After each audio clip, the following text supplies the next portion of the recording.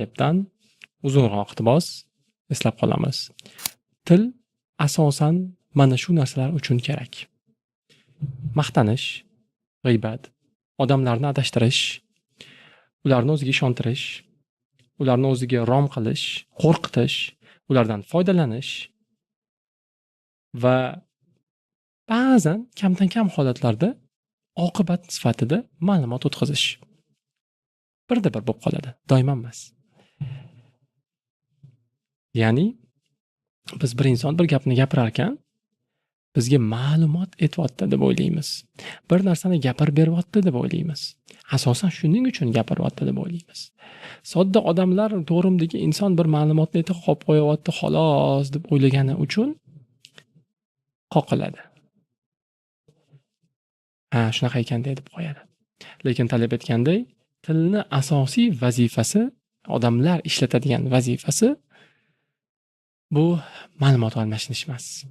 Chunki bir-birimiz bilan gaplashadigan gaplarimizga qaraylik. Nima uchun, nima sababdan gapirilyapmiz? 8 soat yashab, ertalab kunduz kun ishlasak, hammasida ma'lumot, bilim almashyapmizmi? Unaqa emas. Men o'zimda tajriba qilib ko'rdim. 3 kun jim yurib ko'rdim va atrofimda qanchalik bekorchi gaplar ko'pligiga guvoh bo'ldim. Odamlar birinchisi maqtanish uchun gapiradi. Kecha bittasi bilan gaplashib o'tirganimizda, Costa Cafe'da o'tirganimizda ko'rib qoldik dedi. Kofexonani oti menga nimaga kerak? Keyin palonchi bilan gaplashib o'tiruvdik. Mana o'zi ham telefon qilyapti. Nima ma'lumot u menga? U ma'lumot beryapman deb o'ylayapti-da, u menga kerakli ma'lumot deb o'ylayapti. Va lekin asl maqsadi yo'q emas, maqtanish. Xuddi kimlardir bilan yoki qayergadir borib rasmga tushganlarga o'xshaydi bu. Men ma'lumot berib qo'yaman, mana shu Fransiyaga kelib Parijda kelganim haqida ma'lumot bilib tursan odamlar yo'q. Hamma bora olmaydi, hamma viza ola olmaydi, puli hammani ketmaydi. Shu maqtanib qo'ymoqchisiz. Endi aksar odamlar haqida gaplashyapmiz. Ikkinchi maqsad tilda gaplashishda g'iybat. G'iybat nimaga qilinadi odamlar degan sabablari ko'p. O'zini yaxshiroq his qilish uchun, boshqalarni pastga urish uchun, men unaqa emasman deyish uchun. Lekin nemis tilida termin bor, Schadenfreude deydi. Schadenfreude nima degani desa, bu boshqalar yomon his qilgan, o'zini yomon his qilgan paytda yoki muvaffaqiyatsizlikka uchragan paytda xursand bo'lish. Boshqa tillarda bo'lmasa kerak, nemis tilida bor. Schadenfreude, ingliz tiliga ham kirib kelgan. Kimdir muammoga uchraydi, siz ichingizda xursand bo'lasiz. Men uchramadim. Men yaxshiroqman ekanman, yaxshiroq odam ekanman deysiz deb o'ylaymiz. Mana shu narsalar uchun ham g'iybat qilamiz. Ma'lumot uchun aytib qo'yaman-da, anu bilan yurar ekan. Bu mana kechasi mamtiga kelib turadi. U qarzga olgan u narsani deb aytamiz. Ma'lumotda endi informatsiya uchun bilib qo'ying dedimda, zarar qilmaydi. Yo'q, zarar qiladi aynan. Chunki bu g'iybat. Ba'zan to'planib qilinadi. Ba'zan ikki kishi orasida bo'ladi. Odam o'ziga, yuziga ayta olmaydigan har qanaqangi gapimiz, xafa qiladigan har qanaqangi gapimiz g'iybat bo'ladi. Bemalol gaplashib qo'yaveramiz. Ayniqsa mashhur odamlarni, u bunaqa qilibdi, buni oilasida bunaqa ekan, u unga uylanibdi, u mashina qayerdan pulini olgan ekan, o'zi u ishlari mana shunaqa edi deb ketaveramiz. Keyingisi o'ziga rom qilish uchun aytiladi. Plutarxmi, Platon, Dostoyevskiy, Tolstoy, biz ularni boshqacha yozganda deb qo'yadi yigitlar qizlarga qarab. Qizlar ham ko'p kitob o'qigan ekanda deb qo'yadi. Qizlar ham statuslariga xalq romanlardan gaplar qo'yib qo'yishadi, gapirib qo'yishadi. Ma'lumot o'tkazibman deb o'ylaydi. Yo'q, ma'lumot bermayapmiz. Bir lol qolsin, bir hayron qolsin, rom bo'lsin menga. Muhabbat, sevgi uyg'onsin deymiz. Keyingisi qo'rqitish. Pochcham meni prokuraturada ishlaydi, shu yetib qoldi. Qo'rqitmasdi endi. Nesicha bor odamimiz. Yo'q, mahallamda aka bor, akam shu. Ana ko'rsam bittasi gapirib tashladi.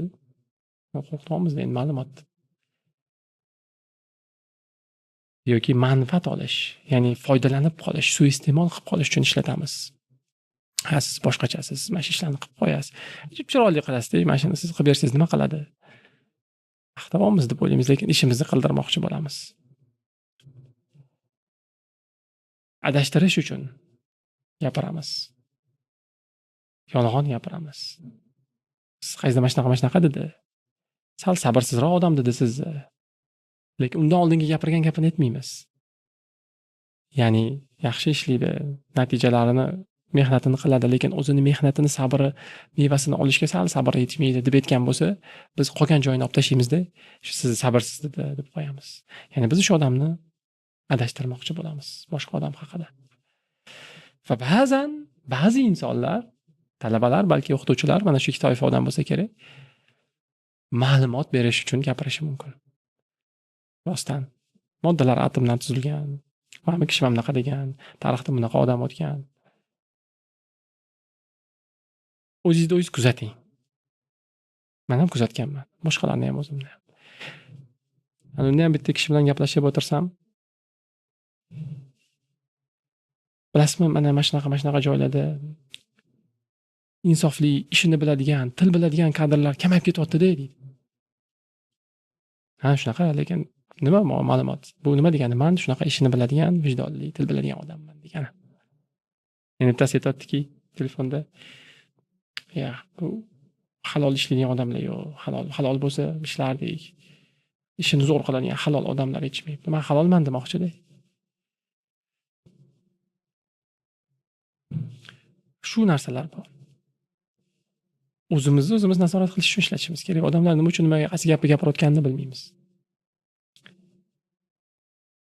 O'tirib, nega gapirdim shuni hozir? Maqtanish uchunmi, adashtirish uchunmi, o'zimga rom qilish uchunmi, u meni yaxshi ko'rib qolish uchunmi, o'zimni balandga ko'tarish uchunmi, statusimni oshirib qo'yish uchunmi, boshqa odam statusini tushirish uchunmi?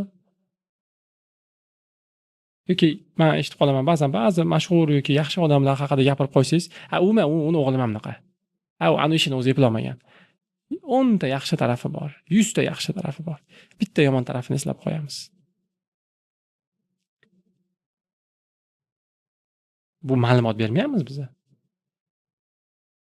Chunki ma'lumot to'liq beriladi. 10 ta yaxshi tarafi bor odamning bitta yomon tarafi bo'lsa, 9 ta yaxshi narsasini aytasiz, bitta yomon narsasini aytasiz. Biz esa yomon narsasini aytamiz.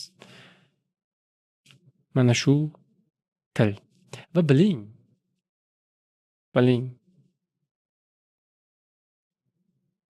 O'zimizni nazorat qilish uchun bu narsa. Biling, yana bir narsani. Faqat suhbatlashganda emas bu. YouTube'da ham shu, Instagramda ham shu, intervyulardan ham shu, podkastlarda ham shu. Bitta video ko'rib qoldim. O'zi ko'rmayman, Instagram tashlab qolishdi endi. Hammada qarindoshlar gruppasi bor-ku. Bitta ayol endi duo qilib so'raydi, duoga ijobat bo'lar ekan deb turib uyini maqtanyapti. Mana bunaqa joyda bor, mana men xohlagan edim, mana shunaqa uy bo'lishini, qavatdor bo'lishini, o'zimiz alohida yashashimiz, pardalarimiz bo'lishini deb turib uyini reklama qilyapti. Duo qilinglar, duo ijobat bo'lar ekan deyapti. Zo'r. Uyni ko'rsatish shartmi? So'ragan narsangizni aytish shart. Duo bu siz bilan so'ragan Robbingiz o'rtasidagi narsa emasmi daboda?